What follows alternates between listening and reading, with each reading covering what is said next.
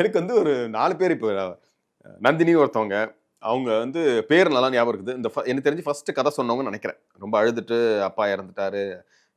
அந்த அம்மா cancer patient ஏதோ ஒரு கதை சொன்னாங்க. அது ஒண்ணு. சுபிக்ஷா பேர் மறந்துறேன். பட் அவங்க எனக்கு தெரிஞ்சு இந்த 2 நாள்ல கொஞ்சம் ஃபேஸ் ரொம்ப ரெஜிஸ்டர் ஆகுற மாரி தெரியுது. கொஞ்சம் எனக்கு தெரிஞ்சு அவங்க ஒரு பாசிட்டிவ் கண்டஸ்டன்ட்டா இருப்பாங்கன்னு எனக்கு ஒரு தோணல் இருக்கு அவங்க. 3வது பார்த்தீங்கன்னா, வியன்னா. இந்த வியன்னா யாருன்னே எனக்கு தெரியல. அவங்க ஒரு மாடல் அப்படிங்கிறாங்க. கோயம்புத்தூரா என்னன்னு தெரியல. ஆனா வந்து நல்லா இருக்காங்க பார்க்கறதுக்கு. ஏன்னா அவங்க என்ட்ரியே வந்து விஜய் சேதுபதி அவர் கூட என்ட்ரியே வந்து ஒரு குழந்தைத்தனமா இருந்துச்சு. சில பேர் வந்து நடிக்கிறாங்க அப்படி இப்படின்னாங்க.